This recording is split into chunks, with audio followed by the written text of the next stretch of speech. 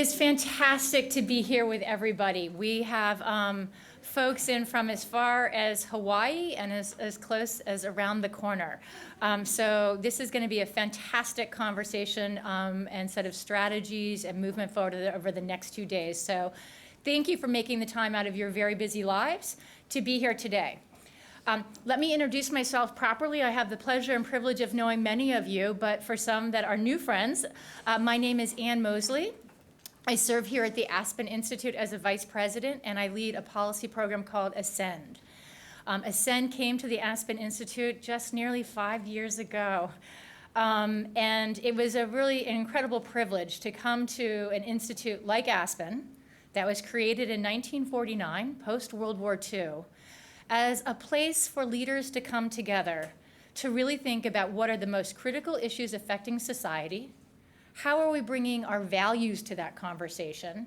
How are we taking an interdisciplinary approach? And how are we sometimes taking sort of the time to ask better questions than to come up with quick answers? The issues that we all in this room work on from our various perches and positions are very complex. And they're about human lives, and they're about structures, and they're about systems, and they're about some real challenges. So to have the chance to be here as a policy program at the Aspen Institute, really supported and fueled by that important history and point of view, is an amazing opportunity. And my colleague and actual boss and leader, Elliot Gerson, will talk a bit more about that in the upcoming remarks. But just very briefly, the Institute is very committed. I say one of the top priorities from Walter Isaacson, Elliot Gerson, and our trustees is how are we collectively working to advance opportunity and equality in this country. Ascend, as many of you know, we serve as a national hub for breakthrough ideas and proven strategies that move children, parents, and the adults in their lives towards economic security, education, health, and well-being. Social capital is a core component of how people are able to thrive and survive. We do our work primarily through 3 strategies. We are focused on solutions that work across sector. They engage the best of research, policy, and practice. We invest in leadership, and leadership is not sort of a one-off. We have a fellowship program. We have a national network of really the kind of cutting edge of leaders that are trying to build an intergenerational cycle of opportunity across this country. And then lastly, we focus on leveraging resources. And leveraging resources can be everything from are we investing our public investment at the level, in the most strategic way, in the right places to make the biggest difference. We were created with a wonderful partnership with both established philanthropy, the Kellogg Foundation, the Annie Casey Foundation, the Kresge Foundation, and the Gates Foundation and many others, as well as some high wealth new philanthropists who have said, we need to be part of the solution. So we work really strategically both to engage philanthropy ourselves, but then also to put out resources where they think they can be helpful through things like the Ascend Fund or other innovation funds like that. So that's just very briefly who we are here at Ascend. For those that are new, we look forward to working more deeply with you. And for those that have been longtime partners and leaders with us, we're looking forward to the next step. So why are we here today under the banner of Smart Starts for Children and Families? It was obviously we took a great sort of reflection and pause when we thought about the 50-year anniversary literally next week of the launch of Project Head Start. The work that we do at Ascend is very much focused on looking at a 2-generation approach, how to think about children, parents, and the adults in their lives more simultaneously. How do we address the needs and strengths of children and parents together? Head Start was probably the first federal 2-generation program and vision in our country. It was one of the most important public investments in children and families and communities.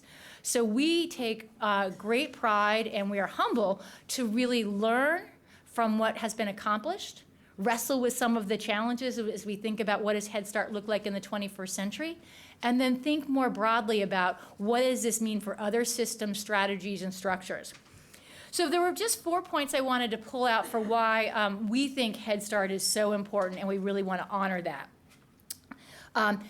Without question, Head Start was really one of the most powerful visions, and many would refer to it as the heart of the war on poverty.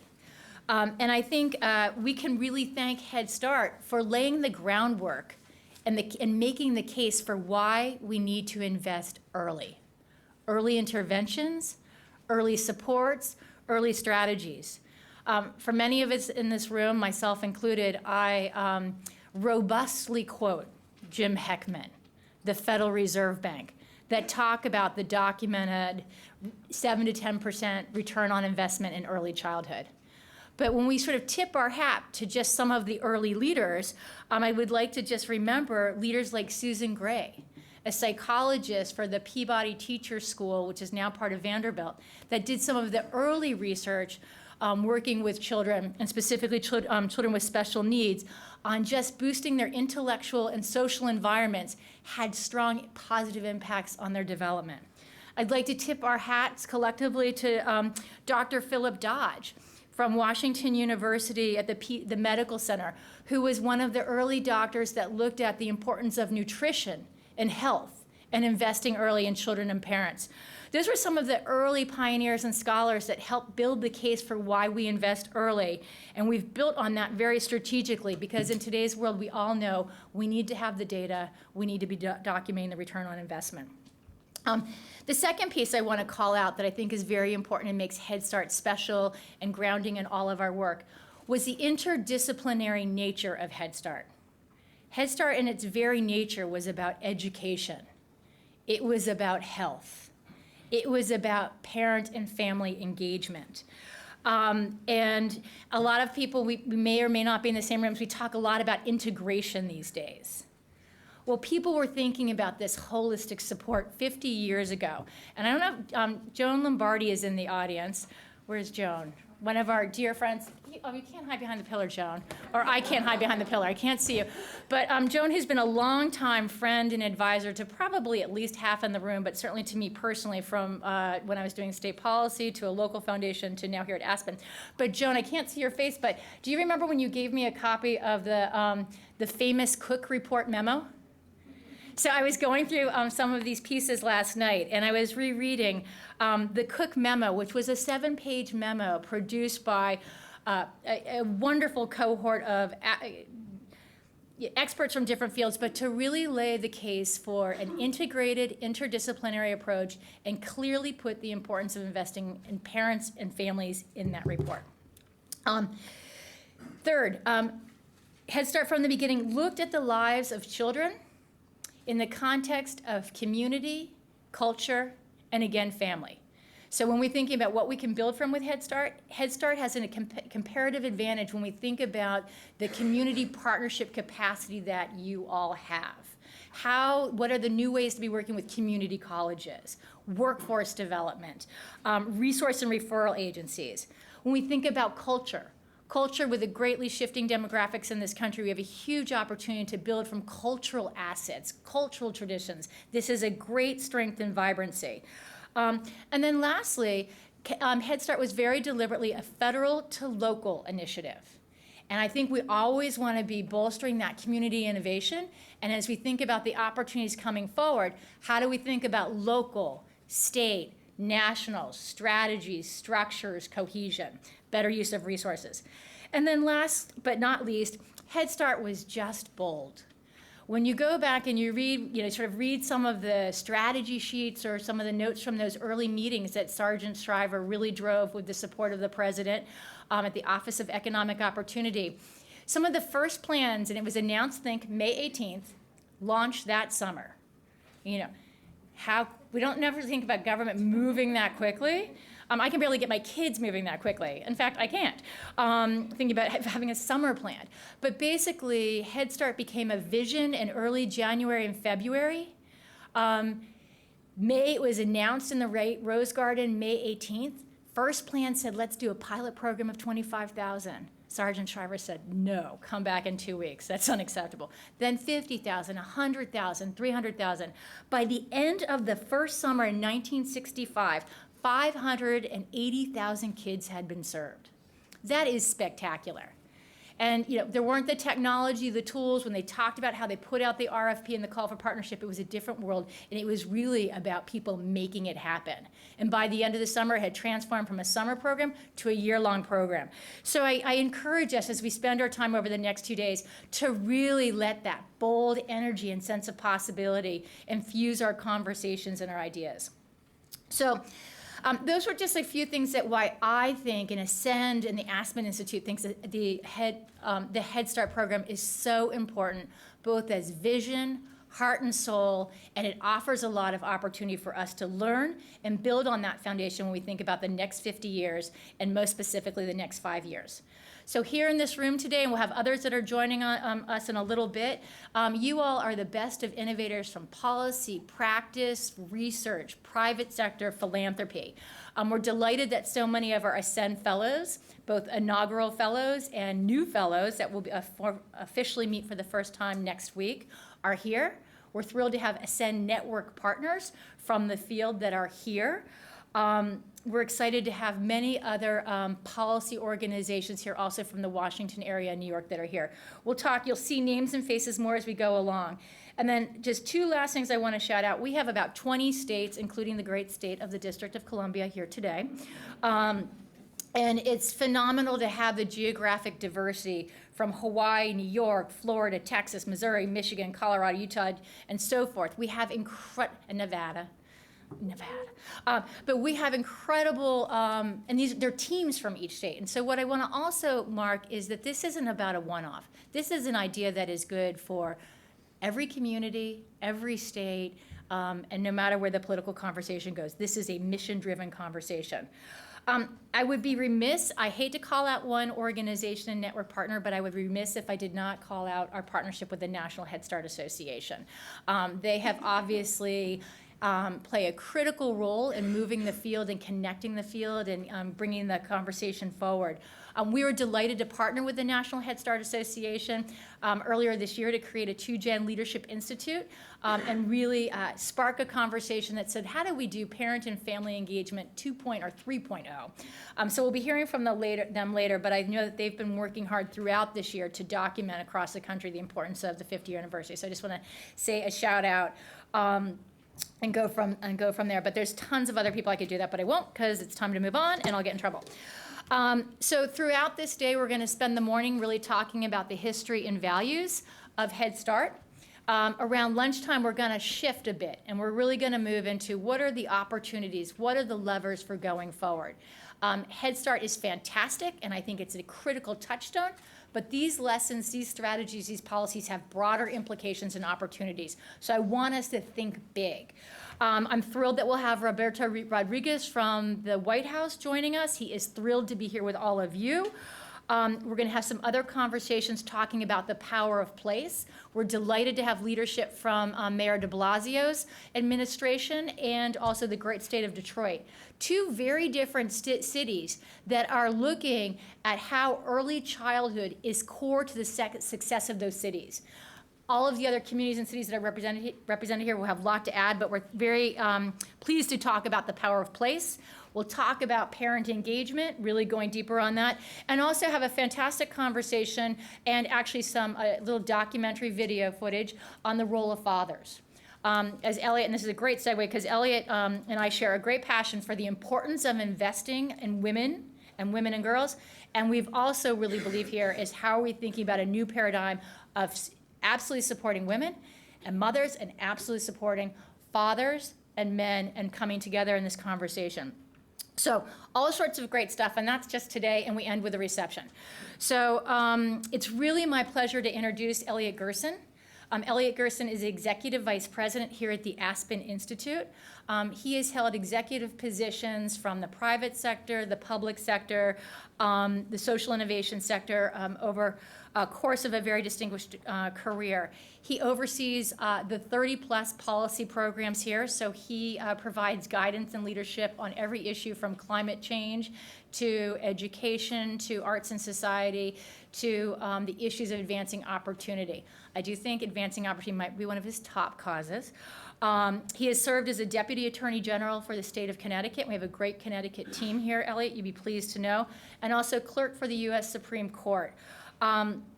He is an incredible asset and leader here at the Aspen Institute, and he also deeply believes in mentoring not all of us and our partners, but also serves as the chair of the Rhodes Scholars Trust. And so I've met many of the lives you've changed out there.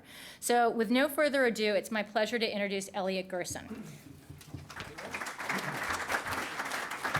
Thank you very much, Anne, and apologies for this pillar in the middle of the room. Many of you probably haven't been here before. You've heard wonderful things about the Aspen Institute. Say, why in the world did they design a conference room with a pillar in the middle like that? Well, I can tell you that we added this conference room because we're thriving and growing in so many ways. We needed more space. And we found once we designed it that it would have cost us, I think, additionally $50,000 or $75,000 to remove the pillar. So we decided that we can get by with it. The other thing just about our physical surroundings, you probably wonder how it is we have all these flowers around. It wasn't that one of us got married, but we believe in recycling. And just yesterday we launched a wonderful new program with a lot of overlaps to what all of you will be discussing, called Latinos in Society, focused on the critical and expanding role of Hispanics in the United States. And we thought it would be nice to bring back those flowers so they didn't wilt in some hotel lobby somewhere. And actually, when Anne was introducing me and she said something about fathers and investing in daughters, I thought she'd mention the most important thing about me, which is that I actually have 6 daughters. So I do believe strongly in investing in daughters, sons as well. So I said good morning, but let me start, if I can, by just noting something, especially given where so many of you came from and where my guess is some of the empty chairs may reflect, that it's certainly not a good morning for many families because of the tragedy with Amtrak, and most of us on the Eastern Seaboard come to rely on that. And it is, so it's a very terrible morning for many families. And it's also affecting us in a trivial way by comparison, in that Professor Julian Zelizer from Princeton is not able to come to us today because there's no train service from Princeton. The whole Eastern Seaboard is sort of in a shutdown, and there were really no other options for him to come. But given what's happened, if you'll forgive me sort of an executive's license just to digress slightly, it does strike me that there are some parallels here about the importance of investing in infrastructure. And I think what we have seen there, and of course we don't know the cause of the accident yet, it could have been driver, conductor error, could have been all kinds of things, but regardless, I think it does reflect a tragic lack of investment in the country's physical infrastructure. And I think we all see, those of us in this room, parallels with continuing underinvestment in human infrastructure in the country. But I did think it was appropriate perhaps just to mention, especially given the fact that one of our key guests won't be here, that what happened late last night. But let me just add my voice to Anne's and her terrific Ascend team to welcome all of you today. I think this is going to be an incredibly interesting conversation. It's timely, it's strategic, about innovative approaches to the entire field of early childhood development and the ways in which access to affordable, high-quality early care and education have such profound effects on a family's educational achievement and its economic success. Anne also mentioned that we were founded in 1949, and while we do many things today, I think one of the things that we focus on, I know probably more than any other single area of domestic or foreign policy, are the constellation of issues that continue to retard the opportunities in the United States, and sadly for an expanding percentage of Americans and number of Americans. The issues are just as imperative or more so today than they were. We'll be spending a lot of time talking about anniversaries and the significance of the 50th anniversary of some critical pieces of Great Society legislation, and most notably Head Start. And obviously those battles, those efforts are hardly over. And with each new generation, as this sort of poverty-frozen generation to generation continues to afflict us, I think our goals have to be ever higher. And also mentioned that it is a major commitment of the Institute across all of the things we do to focus on issues like this. I think, we could all debate what the most important issues of our time are. We talk about those things a lot here. Maybe from an existential point of view, climate change is the greatest issue of our time.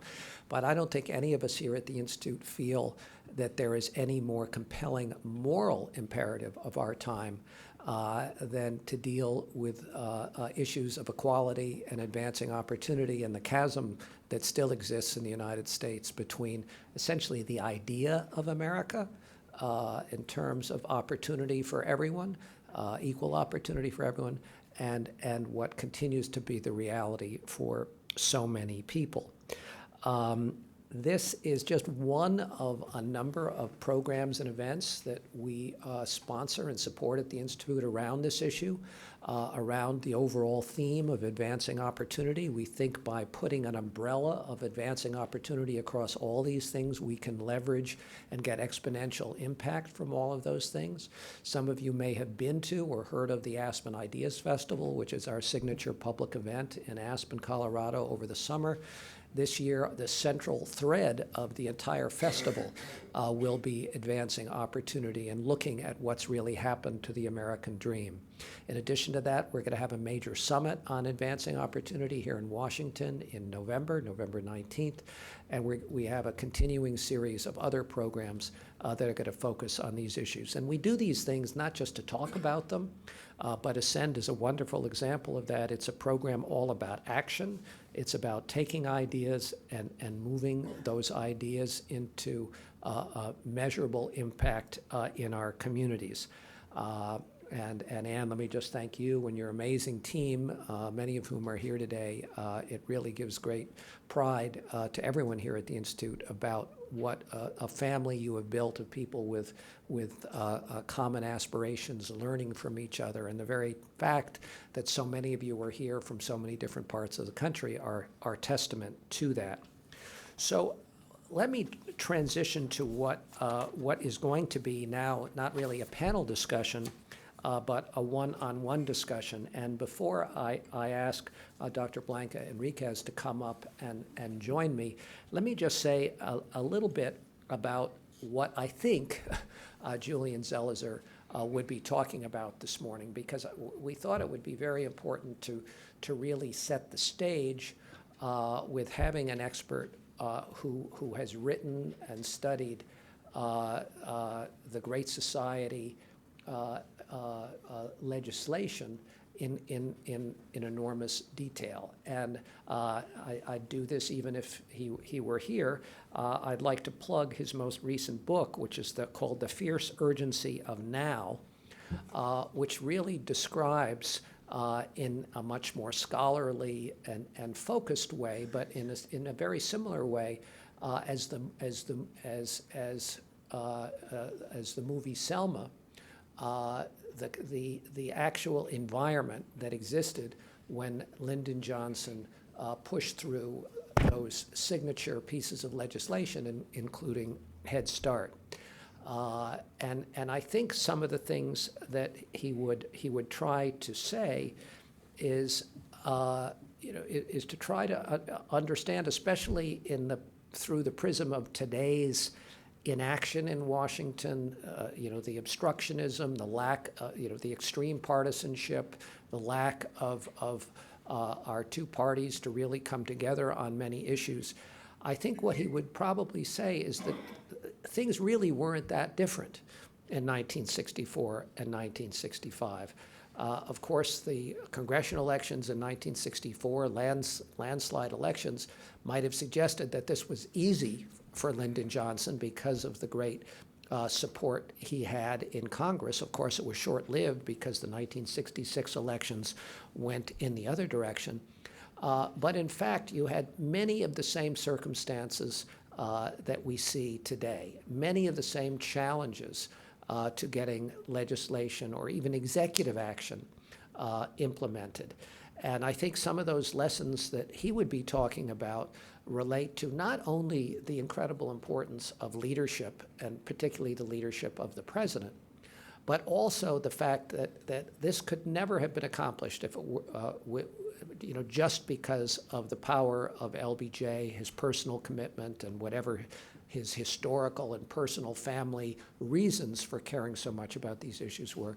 But it required also tremendous commitment on the part of activists, many people protesting. Again, I mentioned Selma, but the marchers across the Pettus Bridge, many people in the civil rights movement, the incredible passion of Sergeant Shriver, and thousands of Americans. And I think a message that he'd probably be conveying to all of you today is that one shouldn't get frustrated by the apparent inability of things to get done in Washington, that what it takes is commitment of lots of people. And let's also remember, even then, it wasn't, even when LBJ had such a strong majority in terms of Democrats in Congress, remember that a very substantial block of those Democrats were Southern Democrats supporting essentially segregation. And so it was not as if he had a unified group of members of Congress who supported everything he believed in. What finally made a difference, among many other things, were many of those very same Southern Democrats who realized that much of this legislation was going to benefit their poor white constituencies and not just their constituents and not just their constituents of color. So I think there would be very many reminders and insights that he would share, and sadly, because he's not able to be here, he's not able to do so. And I really can't pretend to be, while I've read a great deal of that era, an expert myself to say and take too much more of your time about what was so special about those circumstances and whatever lessons one could take from the cauldron that was boiling at the time that led to really a remarkable series of things that we now look back on 50 years later. The Civil Rights Act of 1964 and all of the legislation that followed in 1965, whether it's the Voting Rights Act, Medicare, Medicaid, and of course what we are celebrating today, Head Start. But what I thought I would do, because he's not here, and then maybe I could ask Dr. Enriquez, maybe you could come up and take a seat while I do something, and then I'll come and join you and introduce you and begin our conversation, is actually bring you back to 50 years ago next week. And it was 50 years ago on May 18th in the Rose Garden that Lyndon Johnson made his remarks about Head Start. Just on a short number of months before that, in his State of the Union address in January of 1964, he declared an all-out war on human poverty. And then in October of 1964, Sergeant Shriver, LBJ's top advisor on poverty-related issues, pushed to create a program for poor children. And from those seeds, Head Start ended up being enacted. But let me actually quote what Lyndon Johnson said almost exactly 50 years ago today, and only probably less than a mile away from here. Noting that it was a beautiful spring day in the Rose Garden, he said, "This is a very proud occasion." Well, first of all, I should say that he actually addressed Sergeant Shriver, who was there. So when he says him, and when I'm speaking, he's speaking about Sergeant Shriver. "This is a very proud occasion for him and for us today, because it was less than 3 months ago we opened a new war front on poverty. We set out to make certain that poverty's children would not be forevermore poverty's captives." we called our program Project Head Start. The program was conceived not so much as a federal effort, but really as a neighborhood effort. And the response we have received from the neighborhoods and the communities has been most stirring and the most enthusiastic of any peacetime program that I can remember. Today, we were able to announce that we will have open, and we believe operating this summer, coast to coast, some 2,000 child development centers, serving as many as possibly 500,000 children. This means that nearly half the preschool children of poverty will get a head start on their future. These children will receive preschool training to prepare them for regular school in September. They will get medical and dental attention that they badly need, and parents will receive counseling on improving the home environment. This is a most remarkable accomplishment, and it has been done in a very short time. It would not be possible except for the willing and enthusiastic cooperation of Americans throughout the country. I believe this response reflects a realistic and a wholesome awakening in America. It shows that we are recognizing that poverty perpetuates itself. 5- and 6-year-old children are inheritors of poverty's curse and not its creators. Unless we act, these children will pass it on to the next generation like a family birthmark. And again, just think of all the two-generation language that was used 50 years ago. And then a minute or so later, and it was a very short speech, we have taken up the age-old challenge of poverty, and we don't intend to lose generations of our children to this enemy of the human race.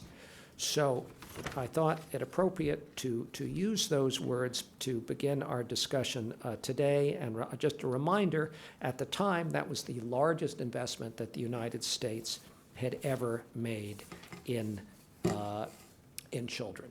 So let me now join our distinguished guest. Sean, do I need to be wired up here?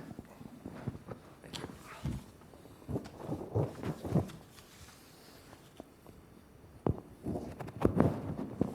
Thanks, Sean.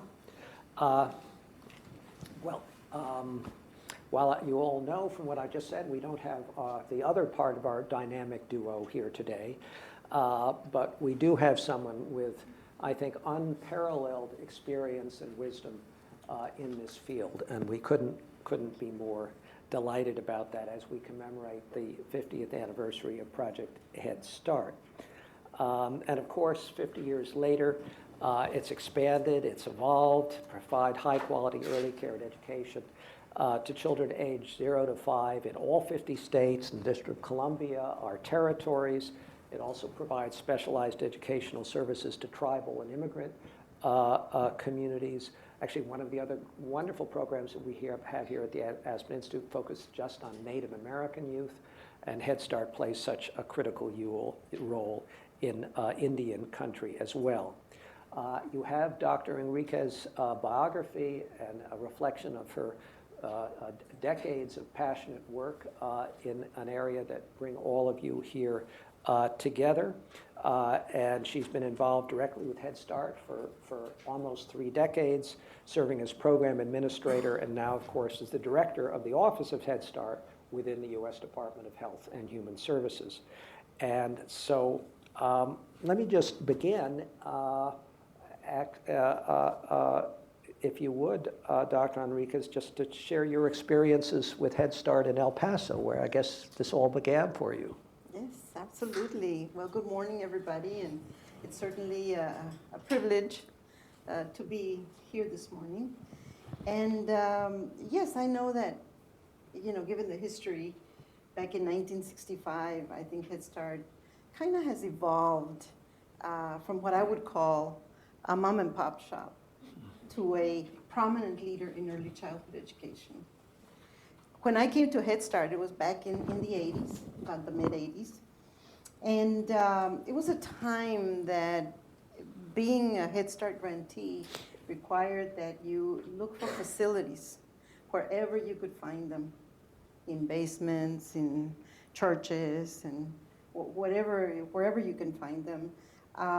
It was a time also that our teachers did not need degrees. A CDA maybe was okay. As a matter of fact, when we got monitored, we would be out of compliance if we had the alphabet on the wall. That was a no-no at that time. And we were transporting our children in anything we could find, vans and cars and everything that we could find. Our salaries were pitiful. I mean, we had poverty wages. When I took over the program, we were paying teachers $6,500 a year. Probably our teacher aides about $4,500 a year. So it was very poor wages.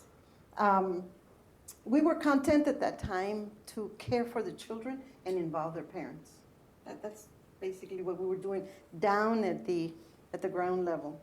But I believe that from 1965 to 1985, we were taking baby steps in growing Head Start, and we were establishing our rightful place.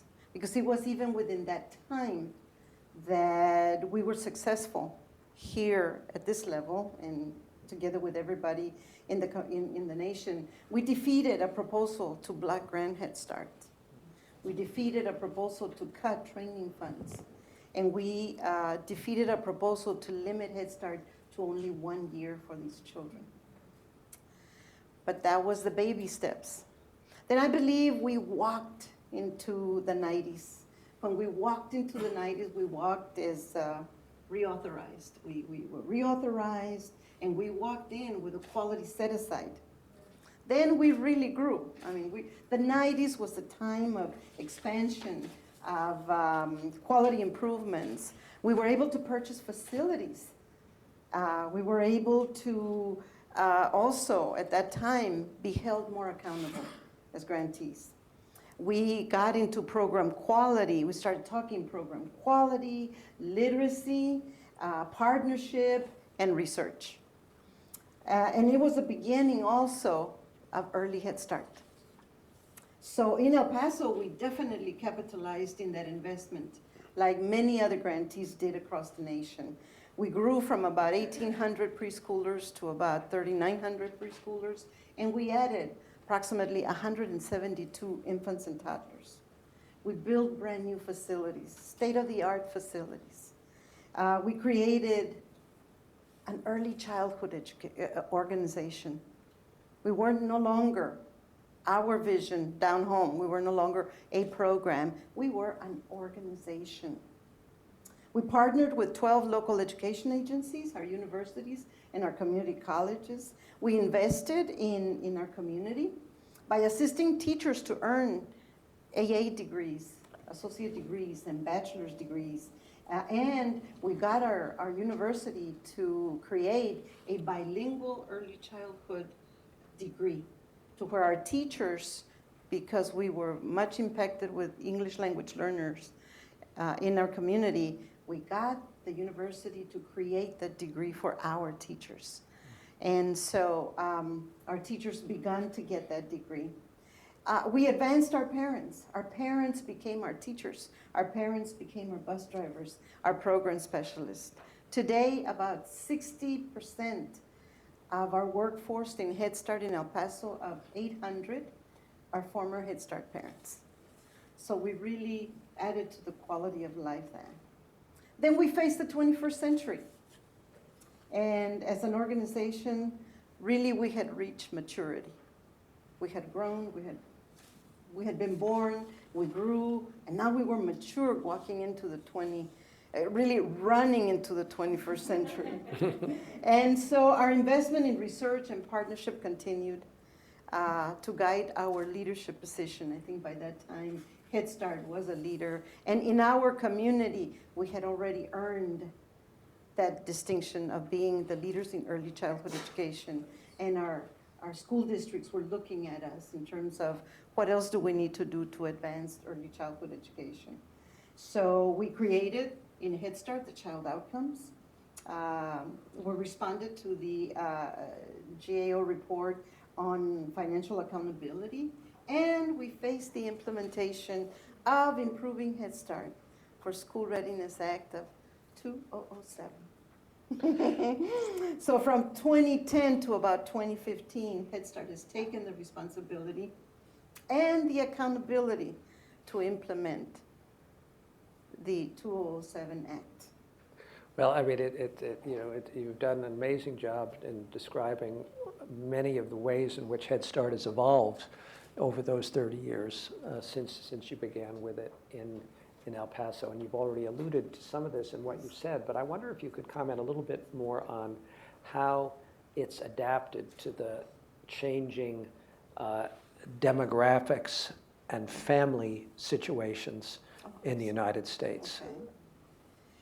I think one of the wisest things that our forefathers did, Lyndon Johnson and company, was to make Head Start a federal to local type of a program.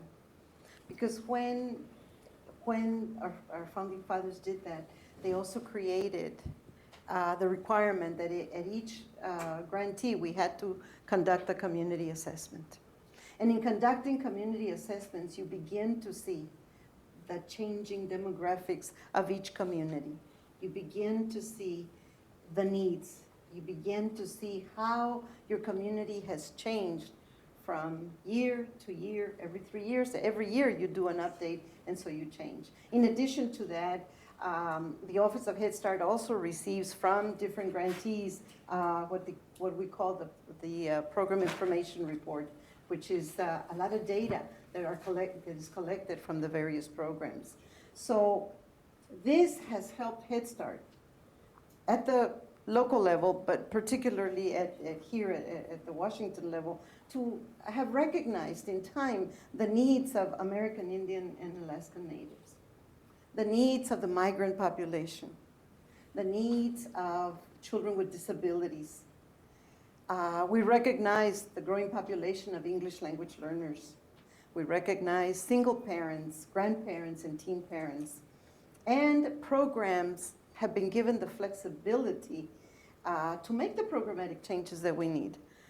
Because we here at OHS look at that when we look at community assessments in the various grantees. So it's been an effort both of the data collected by grantees and the response from OHS as to what do we do now and come in with different initiatives to meet the changing demographics. So, I mean, you've explained how Head Start was really established with a strong community and family engagement focus. But what are the lessons you have learned over your career as to the best ways that administrators and teachers can engage the family as a whole and truly leverage this two-generation approach? What are the best ways to do that? One of the critical elements in creating probably the two-generation is, I believe it starts with the developing a relationship of respect with the families. When the families come in, you need to respect where they are from, what they are coming with, what they have and what they don't have. And we believe that every family comes in with strengths. The only, probably one of the biggest detriments to our families is economic, that they lack economic opportunity. But other than that, there's very good family values. All families, all parents want the best for their children. And our families are no different. So it begins with us at the program level, creating that relationship of respect. And that leads to trust and openness. And then you begin to focus on, once you look at their strengths and where they want to go, then you begin to look at how do you change the quality of life for these families. Because two-generation programs are really about changing, about transforming quality of life. And so you begin, offering computer classes, GED classes, ESL classes. Down in El Paso, we realized that one of the biggest employers are the public schools. And one of the areas that they always suffer from are certified bus drivers. So nobody can drive a bus unless they have a CDL. So we begun to train our parents and actually take them through a CDL to the point of even finding sponsorships to pay for their CDL. And they did, and believe me, once those parents are, I mean, it was funny because the school people would even go to where they were, to the Department of Transportation where they were taking their CDL and sign them up for a job because they're so desperate for bus drivers. So it starts with that relationship, and I'll never forget a comment made by a father that was participating in our fatherhood project. He said, you know, Ms. Enriquez, when I started in this program, the fatherhood program, I was looking for a job. I'm no longer looking for a job. I am working on a career. And that was so impactful. But it starts with that relationship. And another comment that parents have made to me have been, you know, when we go to Head Start, you receive us with open arms. When we go to the public schools, they receive us with a handshake. Uh-huh. And so it's like, yeah, but you can change that. You can change that because you can continue to work with the schools. Now that you've learned a lot in Head Start, you can take that to the public schools. That's a great metaphor. Let's just stay on things that you would change. You know, you're in a new role as director of Head Start. What are your top priorities? I mean, what are the things that you think are most critical? What is it that you worry about most? What is it that you know, keeps you up at night? What are the most pressing, urgent things you think you need to and can achieve in that role? Well, I think one of the things that we have done is Head Start has been very good, as we mentioned, about taking challenges and turning them into opportunities. We've been the leader in that, and so we've done really good in coming up with programmatic opportunities as soon as we saw things were happening or not happening at the ground level. Like, for instance, when grantees told us that they needed family support needs, we came in with the Fatherhood Initiative, the Healthy Marriage Initiative, the Parent Engagement Initiative. When we saw that we needed quality, that quality was lacking, we came in with quality improvements, such as facilities construction, transportation, grantees could buy buses now, data technology support, professional development, teacher qualifications, and the COLA allowances.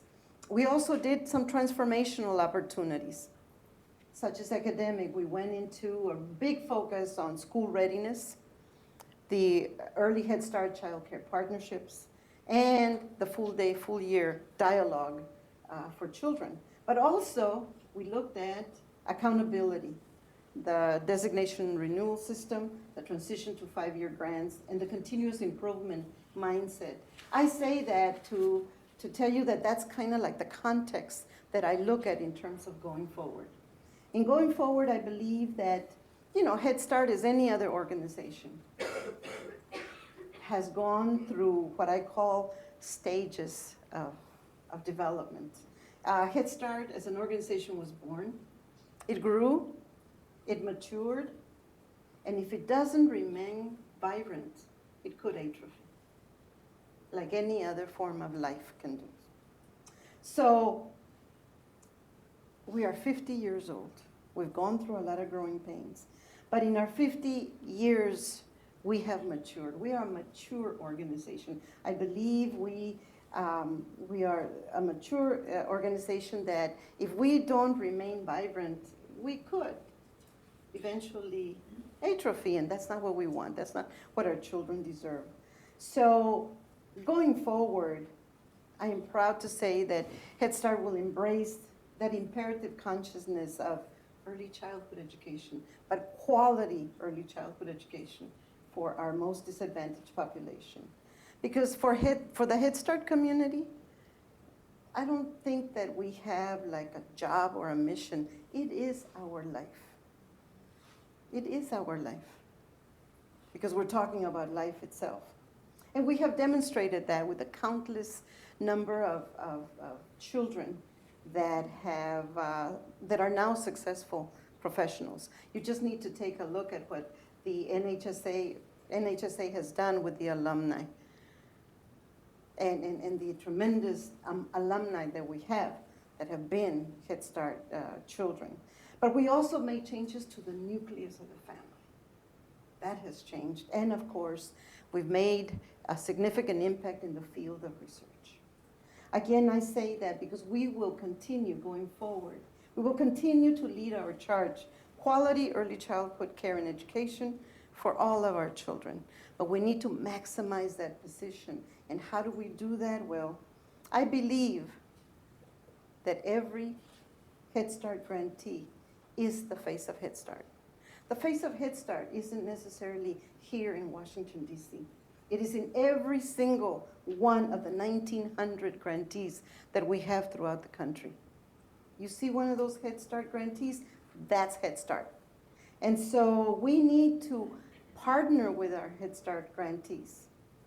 And we need to help them and change the culture to a high-performing culture.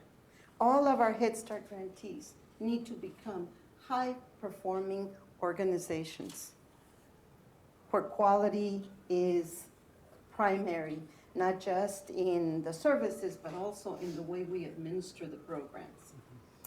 We will lead the way. We want to lead the way in terms of the new performance standards that we're working on, the new early learning child outcomes framework, an enhancement of our parental engagement framework. We're looking at revising the aligned monitoring system. And we're really serious looking at building our capacity for full day, full year services for all children, infants, toddlers, and preschool children. We want to continue to be innovative in seeking partnerships. We want to expand the Early Head Start Child Care Partnership, but also we need to partner with other federal entities such as DOE, DOL, HUD. I think it's important that we partner with state agencies, particularly the governors, the mayors, the state education agencies, and our local education agencies, child care and public schools. We will continue to invest in research, because when we invest in research, we will be responsive to our children, our families, but as well as the field of early childhood education. I think that together we can coalesce in reducing the achievement gap, in reducing the high school dropout rates, and developing more college-ready students. It begins with Head Start. College readiness doesn't begin at a junior level or a senior level. It begins way too late. in Head Start. So I guess the question at the end would be, so what is our payoff? What do we expect? And I think probably the best way of telling you what the payoff is by telling you a story.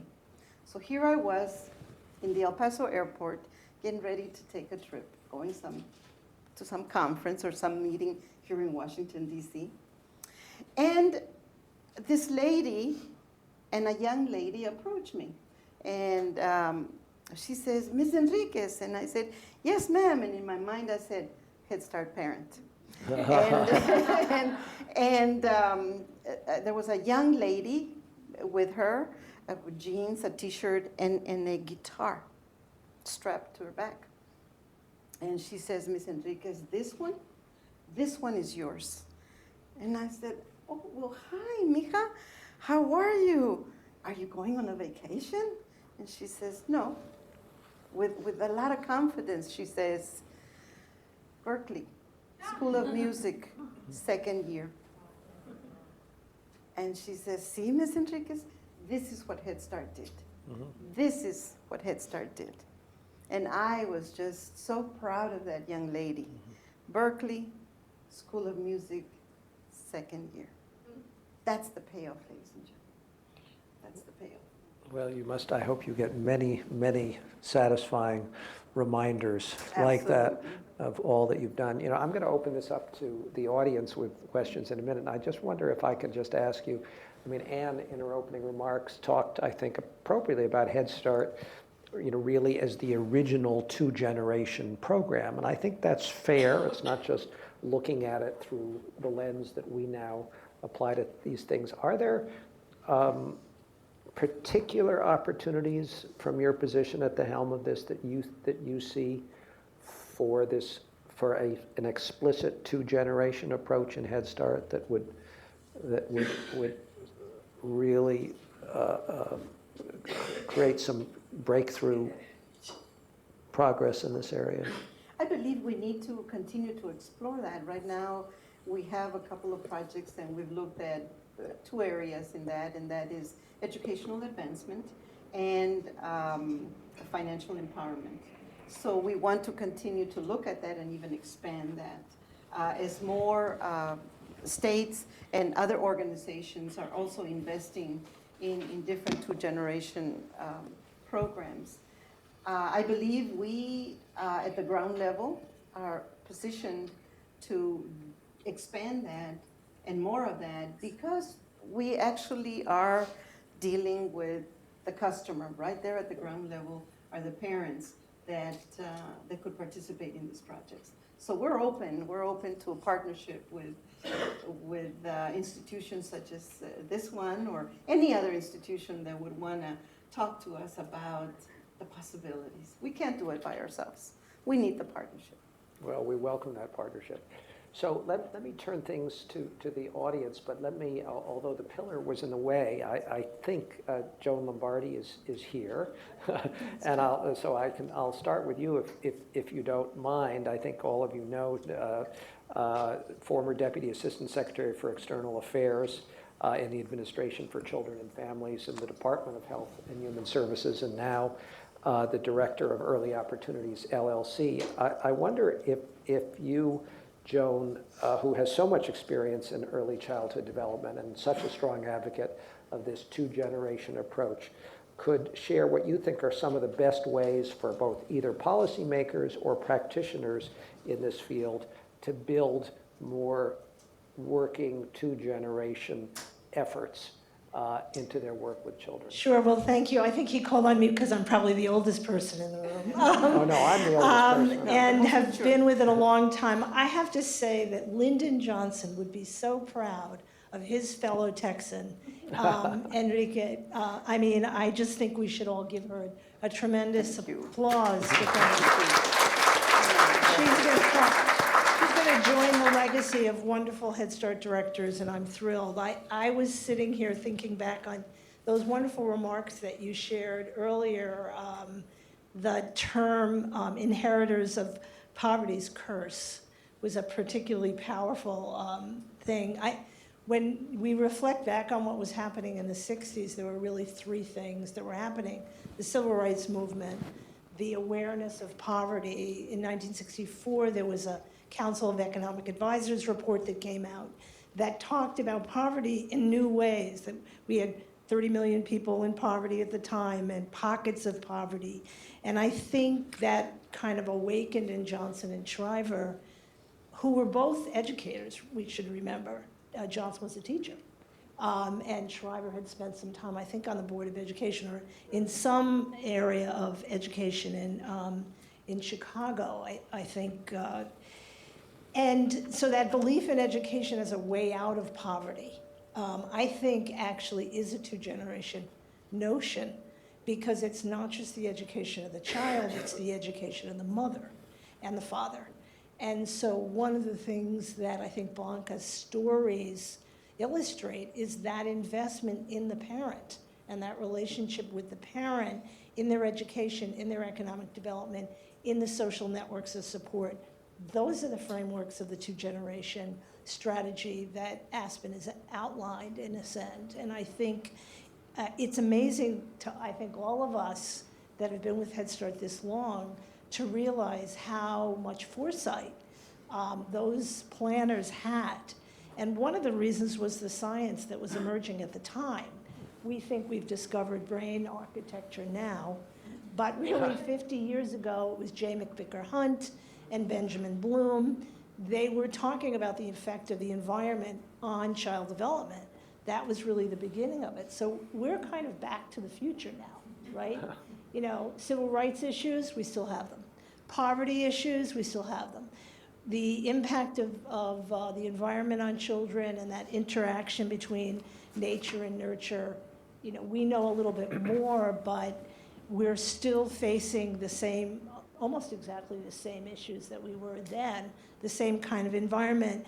But we know now that we've got to put a lot more focus on both generations. And we've kind of ebbed and flowed around that. But I'm hopeful with people like Blanca at the helm that things will intensify. Thank you very much, Joan. Are there questions for Blanca? And you can't ask me questions for our missing professor, so the only questions are going to go to Blanca. If I may, Yeah, I'd like please. to expand on Joan's comment that one of the things we need to realize when our parents come to us is that maybe they are where they are at because of the experiences that they had going to school, where maybe it wasn't friendly for them, where maybe they were not successful, and that's why they are here. And so we need to change that, and that's why I mentioned that it's important that we start with respecting where they are at and establishing that relationship. Many of them may come to, maybe not the Head Start, but the public school angry because of the experiences that they had, and they don't want their kids having those experiences either. I'm not quite sure why that word dignity is here, but I keep thinking of that when I hear you talk about respect. Do we have any questions? Yes, please. If you could just wait for the microphone, because all of this is being taped. Thank you. If your name and then question, thank you.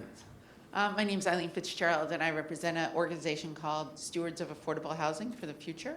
And we are a collaborative of 11 of the largest nonprofit affordable rental organizations, all mission-oriented. They're in 49 states across the country.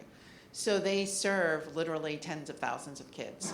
And one of the challenges is how from serving them by providing them a good, stable home, how do they most effectively link with providers in their community? How do providers link so that they are doing good outreach, that they know this is a quality Head Start program to refer a child to or a parent to? So I was just wondering if you could talk about how you see Head Start partnering with other social service housing providers in the community so that we are as integrated as possible.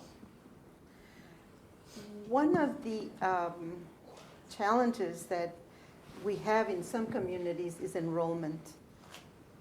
And so one of the ideas would be, and the partnership should be established at the local level, but it could begin with us here at this level, where we in particular partner for enrollment of children.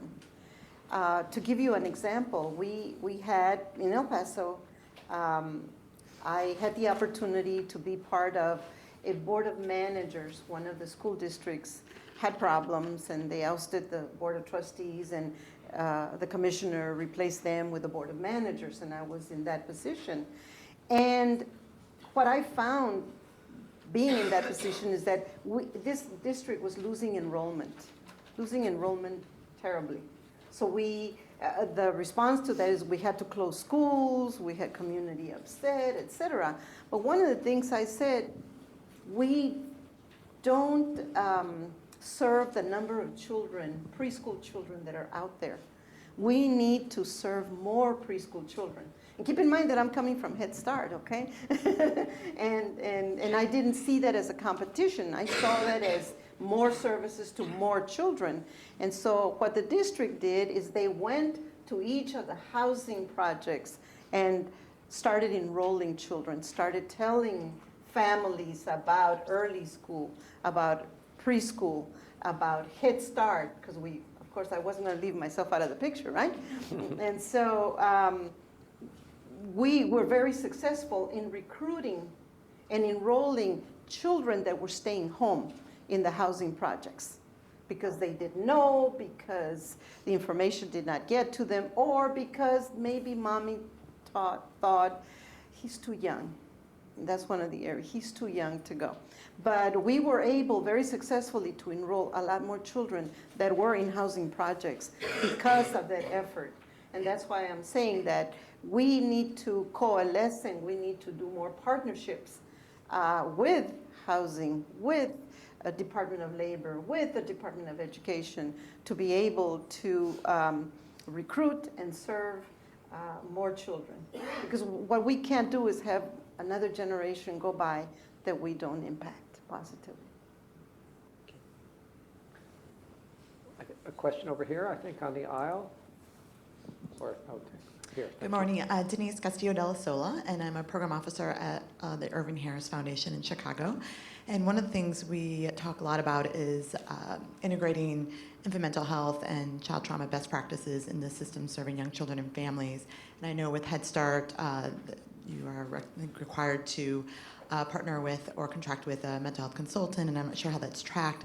But what are some of the other strategies that you're doing to ensure that the families or the centers and other places that serve children in Head Start are prepared to receive these children and help families around some of these issues and ensure that they are getting support they need, such as mental health consultation and other things? Sometimes for some programs, this is relatively new. And we look at it in terms of this one teacher, one child, two children having serious problems with mental health issues. So at the local level, it's very important to find the organizations that are mental health associations, whether it be doctors or hospitals or actual organizations, and partner with them. Invite them to come to the Head Start program, invite them to see what we have, the challenges that we have at the local level, and begin to create MOUs, Memorandum of Understandings, Memorandum of Agreements, so that they can come in and work with us with the issues that we have, whether it be on a contractual basis or on a volunteer basis. Another area is working with the local university that may be having students that are working with mental health programs that can come in and do some work, because sometimes it is difficult for some programs to get assistance. And of course, the other very important is to build the capacity of your teachers to provide professional development in these behavior issues, in these challenges that they have with either families or children, so that you begin to build their understanding and their skills as to how to work with these children. Last but not least, if the program is able to, bring in a third person, a teacher assistant, particularly if you have several children in one classroom, that can help the teacher while either the teacher assistant or the teacher works with these children. I don't think you can bring a volunteer for those children because they have very special needs. But the professional in the classroom should be given the professional development and the training and the skills and the materials. But more than anything, the understanding of where this little one is coming from and why he's having the problems. And then reach out to the home. Because just working with the little one is not going to be enough. You need to reach out to the home, find out what's happening at the home, bring in the family structure, and begin to work with them as well, so that we can make lasting changes. Some children we can save, some children we can't. And in those cases, we had to seek the medical professionals. Well, good morning. Good morning. I'm Dwayne Yoder with the Garrett County Community Action Committee in Western Maryland. And we've been a Head Start grantee since that first summer in 1965. Congratulations. So it's been a long journey. We are also very much involved with some of the two-generation work that's been mentioned a number of times.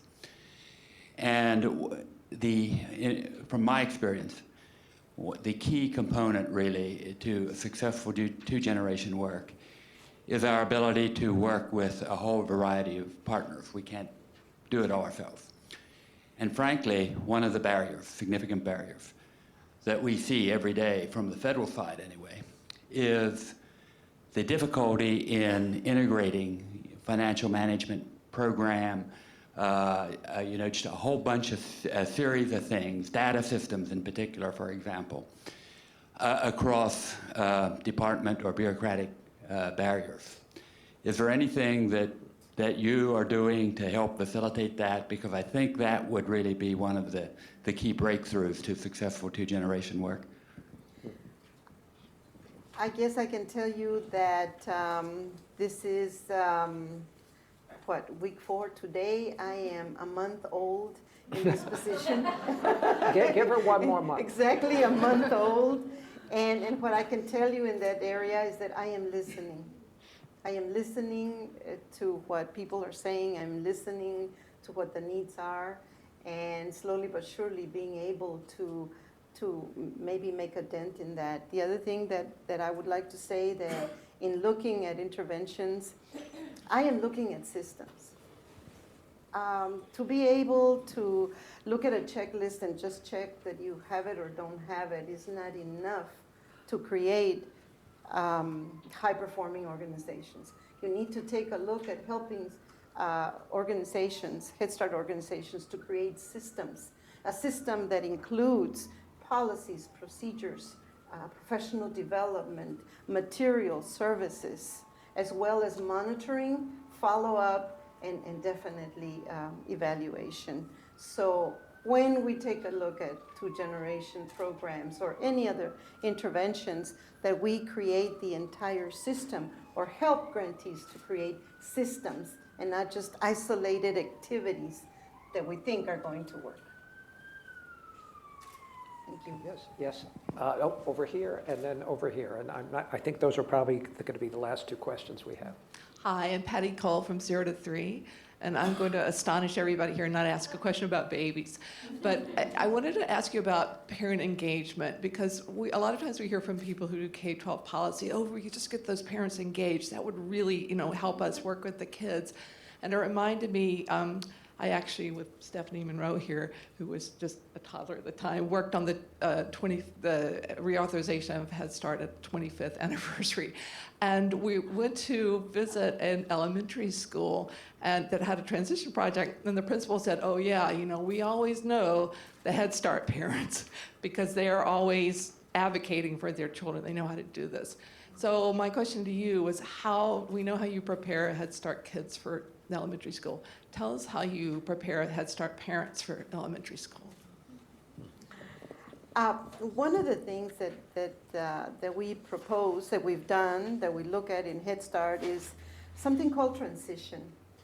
Transition from Head Start to the public schools. And we ask programs to create, again, systems that are going to help their parents do that. And so what we have done is we've created what I called, back home in my experience, a Head Start Public School Transition Council and Transition Collaborative, where it all starts with meeting with the superintendent of each of those school districts, and there were 12 in my experience, and saying it's important that we look at the continuity of learning for the children. And so we sit at the table, then we create an MOU that says what are they going to do, what are we going to do to assure the continuity of learning for the children, but at the same time, the continuity of involvement of the parents. And so of all of the 4-year-old children that will be graduating, we begin at the beginning of that year, the 4-year-old, to work with them, have the public school come in and give them some information, some training, as to what to expect in the public school. What are the policies? What are the procedures? How can they volunteer? What else can they do? How is the school going to help them with the education of their children? And it is not, that's just the beginning, because throughout the year, we have visitations to the public schools, we have coffees with the principal, we have the parents visit the kindergarten classroom, we have the kindergarten teachers visit the Head Start classroom along with the parent. So we involve the parent from the very beginning of the little ones for last year in Head Start as a 4-year-old to the time that that the little one graduates from Head Start and goes into public school, and then the parent gets a sheet that gives them all the information about their little one, their health status, their achievement scores, the testing scores, everything that they did, and they walked with that to the public schools. Of course, we give that to the public schools as well.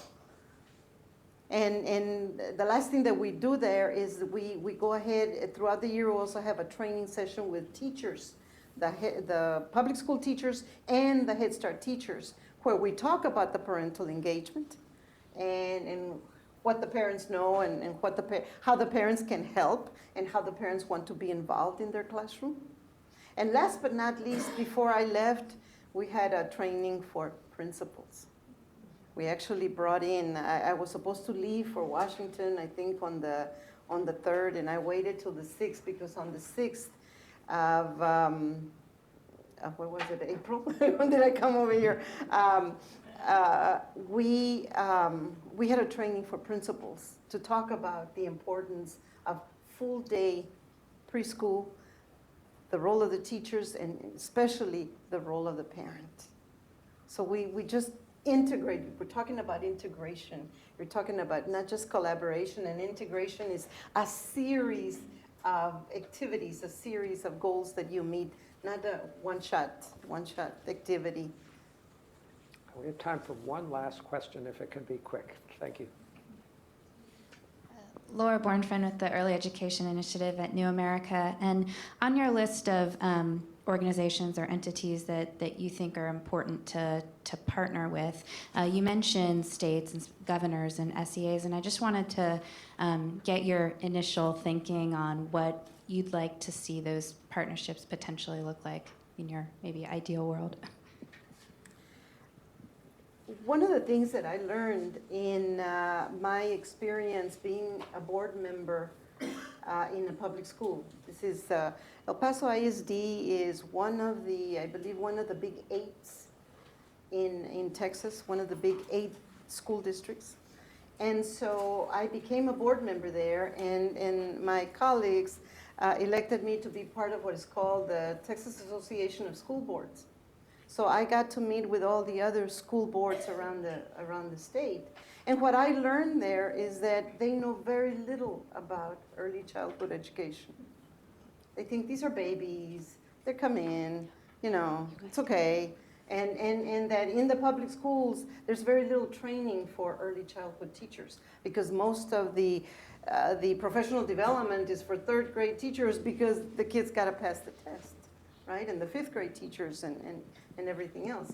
So I would want to be able to be at the table with governors and school boards and superintendents, and to begin the education and begin the awareness of the importance, not just of early childhood education, but full day, full year early childhood education. We are at that level. I think we are at the beginning stages of our dialogue and making them aware and making them partners with us. Ladies and gentlemen, let us all thank and wish great success to Dr. Enriquez.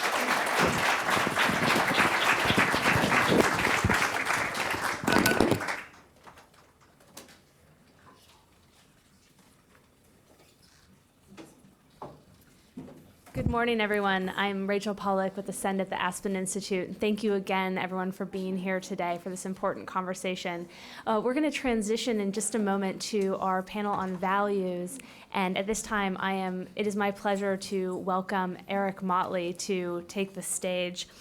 Eric is a vice president at the Aspen Institute and executive director of national programs here, where he has been serving since 2007. Thank you, Eric. Thank you very much.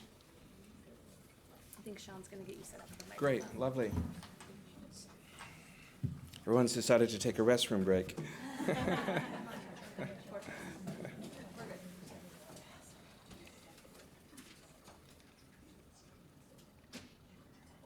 We have some panelists here, and should I just go? Hi, Ann. Yeah, absolutely.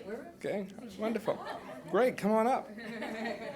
So we were reminded just now that 50 years ago, on a beautiful spring morning just like this, here in Washington, D.C., at the White House in the Rose Garden, that President Johnson, with Sergeant Shriver at his side announced a very important piece of legislation that was a part of the larger plan for the Great Society program in his War on Poverty. And it was the creation of a federally funded program for the nation's poorest children. And this is what President Johnson said in his morning address. 5- and 6-year-old children are inheritors of poverty's curse, not its creators. Unless we act, these children will pass it on to the next generation like a family birthmark. Several weeks ago, when Lori asked me if I would moderate this panel, I decided that I would call Linda Johnson Robb and asked her if she would sit on the panel, along with the three of you.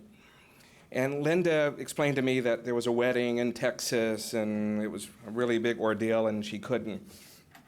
But she did say, Eric, remember, values were really at the heart of my father's inspiration in bringing about this great war on poverty. And I don't think it's entirely fair that we not remember that Johnson, born at the turn of the century in 1908, grew up in a very small rural town in Texas and was extremely poor. And so in many ways, this was his own affirmation of values. And he said, when I was young, poverty was so common, we didn't know it had a name. So when Johnson and Shriver stood in the Rose Garden on that morning, they were acting on their values. They believed that every child in America should have the right to aspire to life, liberty, and the pursuit of happiness, and that it began by providing the poorest kids in this country a head start. So in keeping with the spirit of the Aspen Institute, we're going to focus this session on values, the values that fuel our work.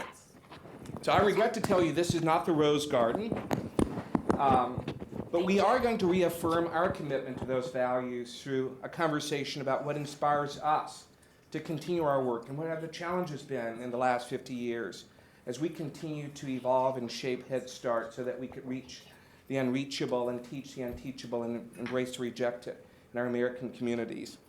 And we have a very important panel of exceptional women. I am diversifying that panel today.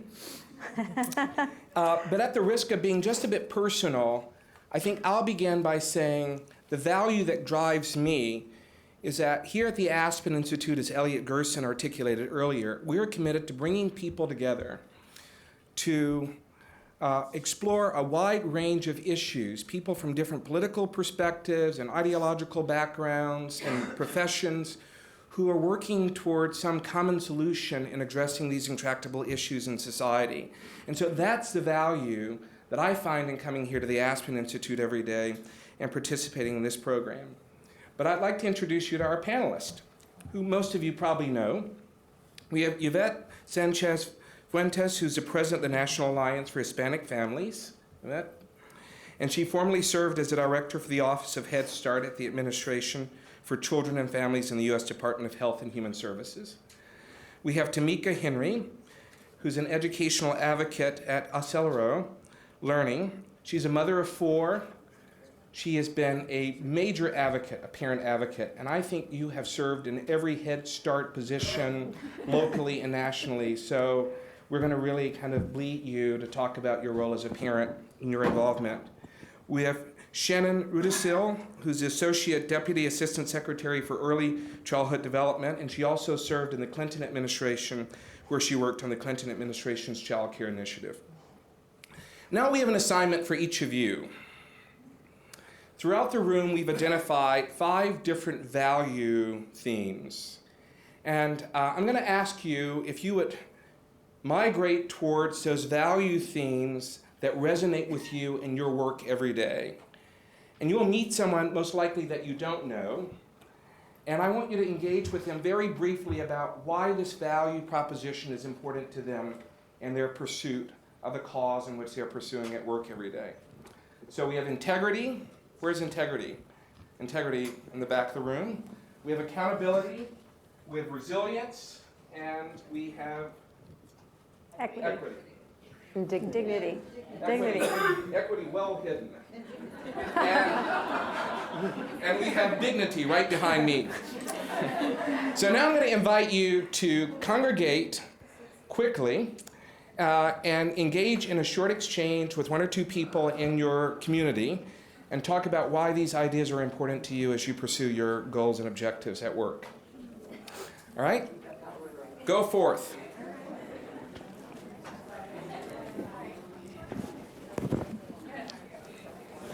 Is that okay? Thank you. Nobody's going to accountability. Nobody. If you want to. Okay. Everybody's going over there. Nobody's going to accountability. That's not funny. It's scary too. Nobody. Let's see. Oh my goodness. I'd go to accountability. And I can't break my body in half. But Those were brief introductions. Everybody knows who you are. Okay. They're wonderful bios. Okay, it worked. That's the way to do it. But I think just with everything I've been through, resiliency would be the one. Yeah. I was thinking about that one. I was also thinking about equity. Yeah, that one too. I think that drives. Yeah, and that one too. Those two are like the equity for sure. Yeah. Which one would you go to? So how old are your kids? And so now my sons are 14, my daughter is 12, and the youngest now is 8. Pretty poor on integrity. No one's got that integrity. Where is it? Interesting.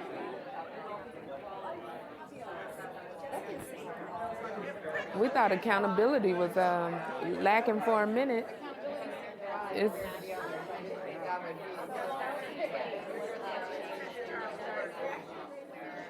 where is integrity? Back in the back?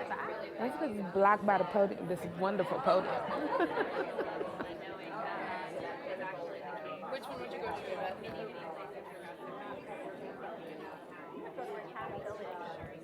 Okay, so you guys help us with the mindset as we accountability.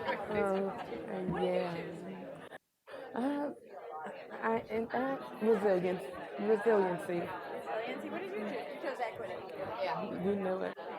You know it. I was split between the two. Did you not hear me? Did you guess? I guessed. She did. It was like split between the two, but we can only choose one. Yeah. What would your second be? My second? Well, accountability and integrity kind of go hand in hand for me. So I guess I would choose that second, and then I would go to dignity. Okay. Your second? Which would be your second? Okay. Yeah. Do you have any kids? Interesting. Not anymore. Not anymore? I'm trying to find another parent rep to move on up here. So you said 14, 9. Do you have twins? No, they're not twins though. They're 3 months apart. I'm raising a cousin. Okay. Yeah. Okay. So So you have two 14-year-olds. yes, a 12-year-old, and now my little one is 8. She's We in have the 12 second grade. Me and Yvette. I'm on the heart. Boys. Yes. Alex, Alejandro. Okay. Isn't that funny? That's funny. See, my boys are 14. So, yeah. Oh my Do goodness. they get grumpier? I'm gonna pray. I'm gonna pray for you two because I will take seriously, those prayers. yes, and all the positive energy and vibes that I can send you because yeah, it's like what? When Patty stood up and asked that question about how do you prepare the parents to go to elementary school, I know that's a tough transition, but I'm thinking like, how do you prepare the parents to get into middle and high school? Because it's not one teacher anymore who is kind of